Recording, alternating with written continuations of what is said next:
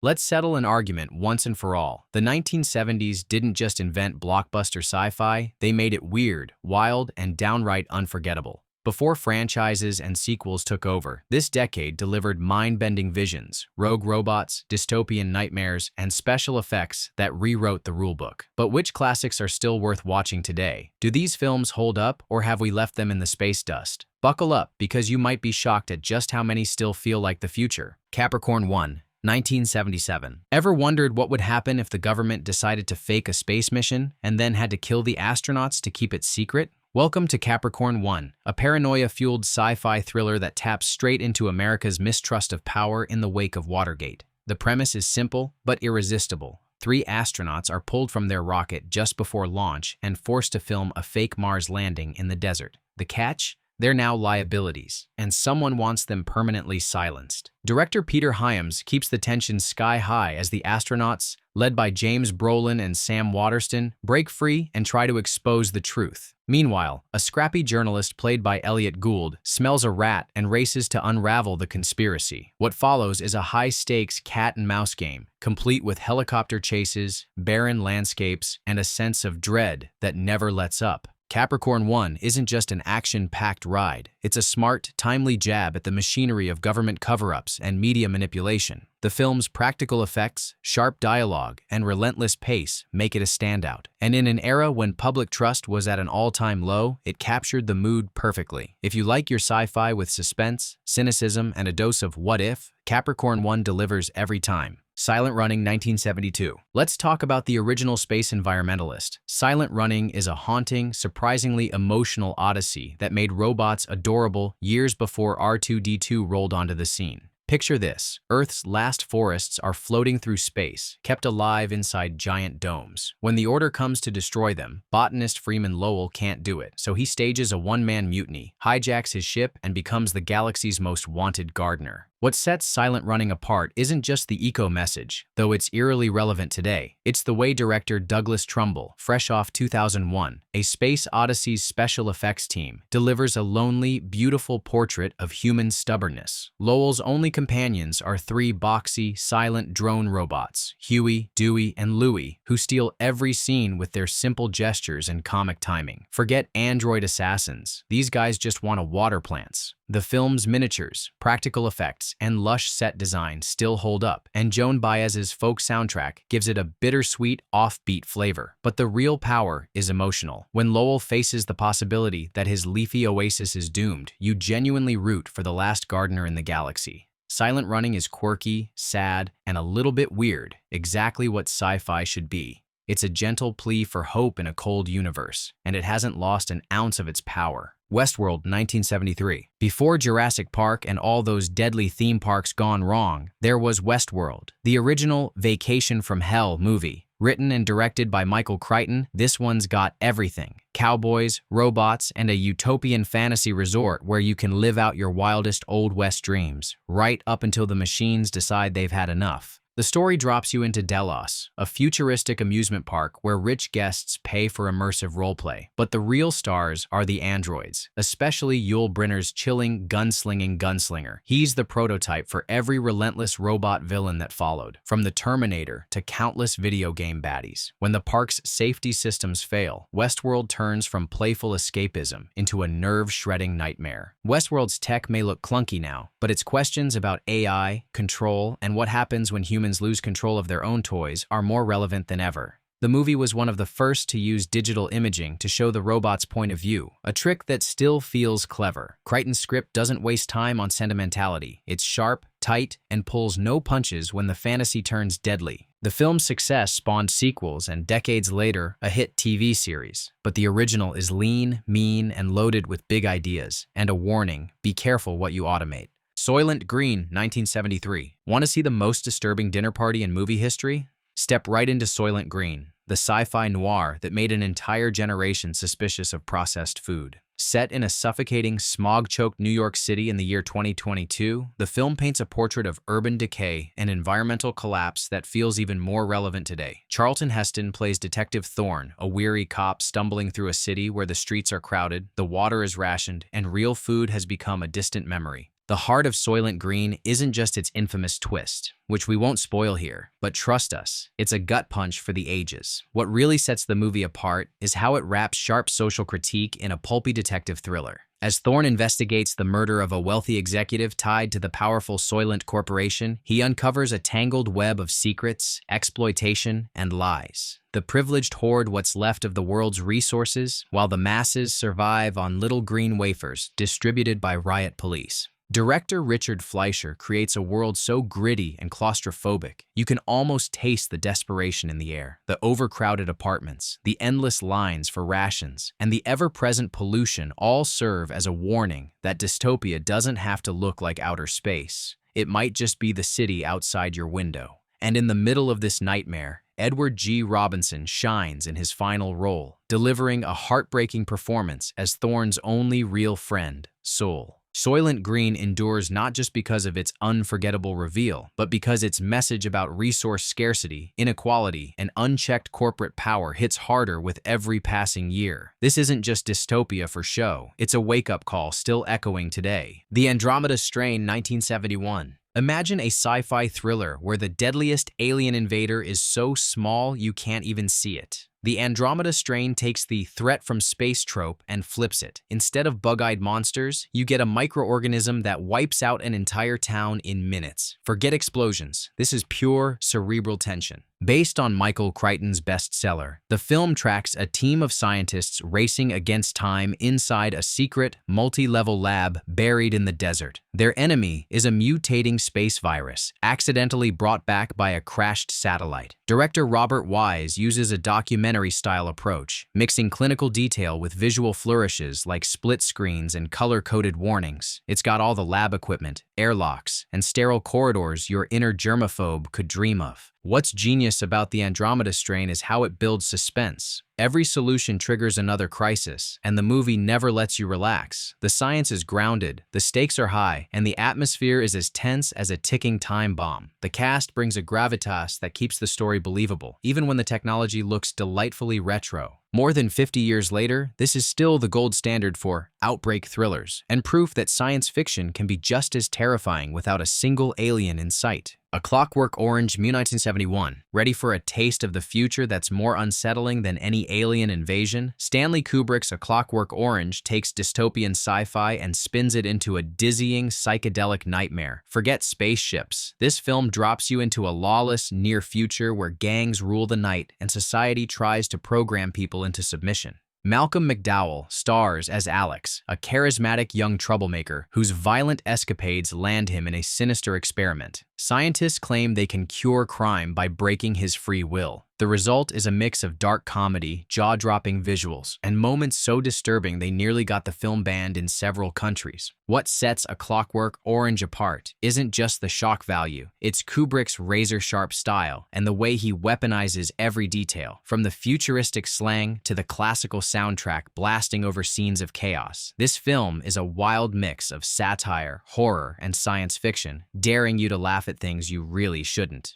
The stylized production design makes the future feel both familiar and nightmarish, as if tomorrow's world is lurking right around the corner. Critics fought over whether the film was genius or irresponsible, but nobody could look away. Its influence runs deep. You can spot echoes of it in everything from music videos to high fashion. Decades later, A Clockwork Orange is still one of the boldest, weirdest, and most unforgettable sci-fi visions ever put on film. THX 1138, 1971. Before George Lucas blasted off with Star Wars, he gave us THX 1138, a minimalist dystopian mindbender that's as chilling now as it was when it first hit screens. Picture a world with no color, no emotions, and absolutely no privacy. People are numbered, medicated, and watched by mechanical police. Individuality? Forget it. Robert Duvall stars as THX, a worker who begins to question everything after falling in love with his roommate, an illegal act in this society. What follows is a cold, clinical, and quietly terrifying escape from a world that's managed to crush the very idea of self.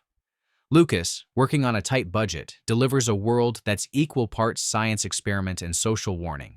The sets are white, featureless, and utterly dehumanizing. There's not a speck of comfort anywhere. The sound design alone is a masterpiece, mixing robotic announcements, blaring alarms, and the constant hum of surveillance. Every moment feels claustrophobic and inescapable. Critics didn't quite know what to do with it at first, but THX 1138 has become a cult favorite, especially among those who see the future in data, tracking, and digital conformity. Lucas's message is as urgent as ever. When society trades freedom for safety, what's left of being human? THX 1138 asks the question and then dares you to answer it. Zardas, 1974. Now let's get weird. Zardas isn't just a cult film, it's a fever dream wrapped in a sci-fi parable, with Sean Connery sporting a red bandolier and a mustache so bold it could have its own zip code. But don't let the wild costumes fool you. Beneath the surface, Zardas explores what happens when humanity divides itself into the haves and have-nots. In a future where society has collapsed, immortal elites called the Eternals live in luxury, while everyone else struggles to survive. Enter Connery as Zed, a brutal exterminator who begins to question everything after a floating stone head. The titular Zardas tells him that the gun is good. What follows is a journey through a world of mind control, class warfare, and twisted social experiments. Director John Boorman loads Zardas with surreal visuals, strange rituals, and philosophical questions that stick with you long after the credits roll. The film is equal parts social satire and psychedelic art project, daring you to keep up as it careens from one bizarre set piece to another. Zardas was panned by critics when it was released, but over the years, it's become a cult legend. For anyone tired of safe sci-fi, Zardas is a wild, unfiltered ride that proves sometimes the strangest visions are the ones you remember forever. Phase 4, 1974. If you've ever wondered what would happen if nature decided to fight back, Phase 4 delivers an answer that's both terrifying and mesmerizing. This is no ordinary killer bug movie. Director Saul Bass, best known for his legendary graphic design work, brings an artistic eye to the apocalypse. The story centers on a remote desert lab where two scientists discover that ants have begun to communicate and coordinate like never before. These aren't your average picnic pests. They're evolving fast, building intricate structures and launching strategic attacks against humans. There's no evil mastermind, just pure instinct and logic turned against us. Phase 1 is all about mood, surreal close-ups of ants moving with eerie precision, stark desert landscapes, and a growing sense of paranoia as the scientists realize they're being watched and outsmarted. The film's climax is a surreal trip, full of psychedelic visuals and an ending that leaves you with more questions than answers. Ignored when it first came out, Phase 4 has since gained respect as a one-of-a-kind eco-thriller. It's the rare sci-fi movie that makes you see the natural world as both alien and unstoppable. Next time you see an anthill, you might just wonder what's really going on underground. Logans Run, 1976. What if youth wasn't just celebrated, but required, and anyone over 30 was marked for death? That's the twisted promise of Logans Run, a glossy, neon-lit adventure where paradise comes with a horrifying catch. In a sealed city of the future, everyone lives for pleasure, but on their 30th birthday, it's renewal, which is code for being vaporized in a public ceremony. Michael York stars as Logan, a government enforcer whose job is to hunt down runners who try to escape their fate. But when Logan himself is ordered to go undercover and infiltrate the runners, he discovers the ugly truth behind the city's perfect facade. Soon, he's on the run for real, joined by Jenny Agutter in a desperate race for freedom. Logan's Run is a dazzling mix of spectacle and social satire, packed with wild costumes, elaborate sets, and futuristic ideas that still echo today. Think reality TV, obsession with youth, and the dark side of utopia. The film's special effects might be dated, but the core story about fighting for your right to live and question authority is timeless. It's part action movie, part mind-bender, and all classic sci-fi. Decades later, Logan's Run is still a must-see for anyone who wants their science fiction served with a side of style and rebellion. Star Wars 1997. This is the one that changed everything. When Star Wars blasted onto screens in 1977, nobody could have predicted it would turn into the most beloved space saga ever created. Here's the wildest part. George Lucas wasn't trying to start a franchise. He just wanted to make a modern fairy tale with spaceships, lasers, and a dash of classic hero's journey. The result? Audiences lined up around the block, and sci-fi was never the same again. Forget the massive empire it built. Go back to that first film, and you'll find a universe that feels brand new. Spaceships rumble across the screen, droids bicker, and a farm boy with big dreams finds himself swept into a battle between good and evil. The special effects broke every rule in the book, with miniature models, groundbreaking sound design, and John Williams' soaring score. Every element comes together with a rush of energy that makes you feel like you're seeing movies for the very first time. Star Wars isn't just a popcorn adventure, it's a revolution.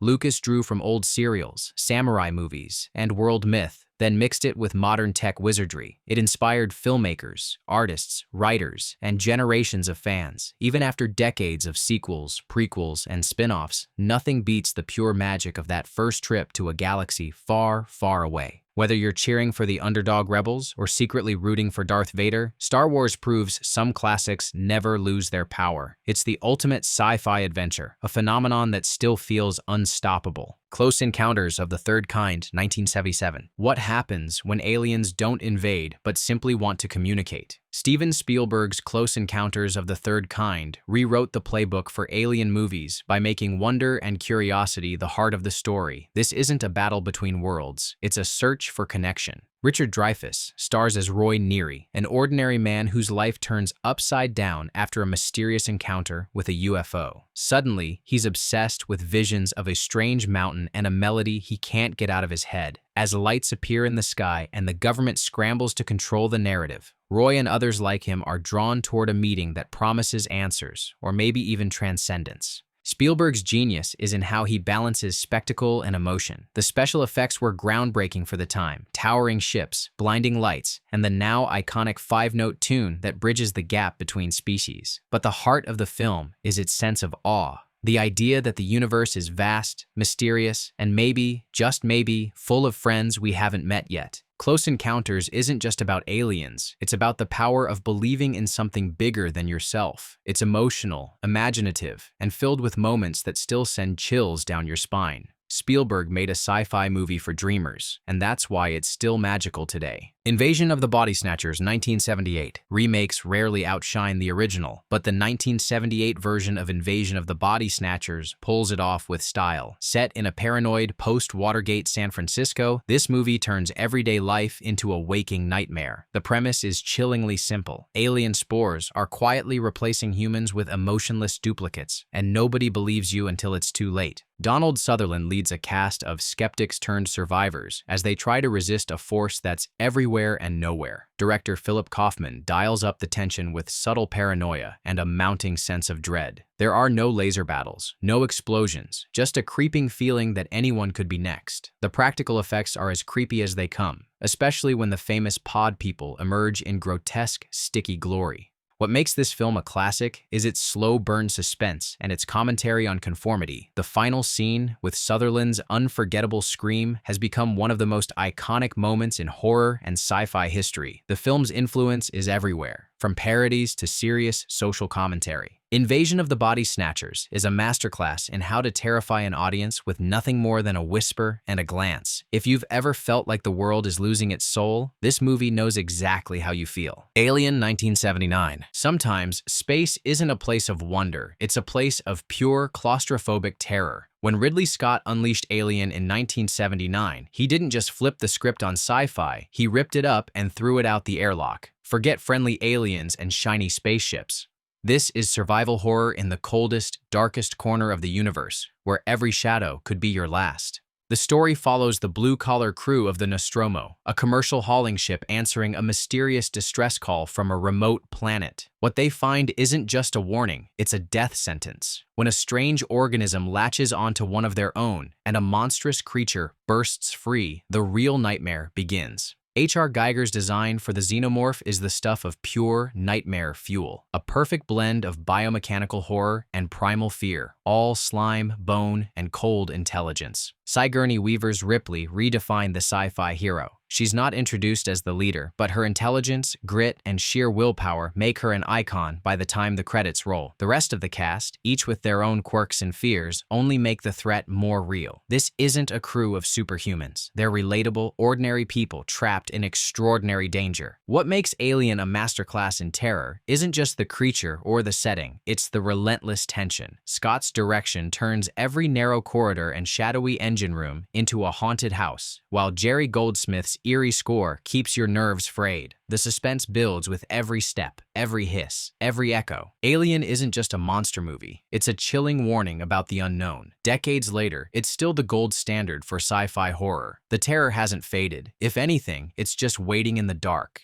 The Man Who Fell to Earth, 1976. Ready for a mind-bending trip through fame, addiction, and alienation? The Man Who Fell to Earth is easily one of the most unique, hypnotic sci-fi films of any era. David Bowie stars as Thomas Jerome Newton, an extraterrestrial who crash lands on Earth with a desperate mission: find water and save his dying planet. But instead of a straightforward rescue, Newton's journey turns into a cautionary tale about what happens when pure intentions get tangled up in human flaws. Director Nicholas Roeg crafts a film that's as beautiful as it is bewildering. Bowie's presence is absolutely magnetic. He glides through the story with a sense of dislocation, as if he's always hovering a few inches above reality. The camera drifts through timelines, shifting between past, present, and surreal flashes of Newton's homeworld, making the audience feel as adrift as its hero. Roeg pulls no punches when it comes to social critique. The film skewers consumerism, loneliness, and the hollow promises of fame. Don't expect the usual sci-fi fireworks. There are no spaceship dogfights, evil empires, or robot revolutions here. Instead, The Man Who Fell to Earth is a poignant, sometimes heartbreaking meditation on ambition and the seductive dangers of assimilation. As Newton amasses wealth through alien technology, he gets lost in the maze of big business, addiction, and celebrity, losing sight of his purpose. When the credits roll, you're left with more questions than answers. The film didn't break box office records, but its reputation only grew. For those willing to take the journey, it's an unforgettable, haunting experience that lingers long after the final shot, proof that sometimes the most alien story is the one that shows us ourselves at our most human. So, did the 1970s just win the title for boldest sci-fi decade ever? These movies didn't just predict the future, they shaped it, challenged it, and sometimes left us utterly stunned. Which of these classics still blows your mind? And which hidden gem deserves a new audience? Drop your pick in the comments and let's geek out together. Hit subscribe if you love your sci-fi with a side of guts, vision, and a dash of cosmic weirdness. See you in the next galaxy.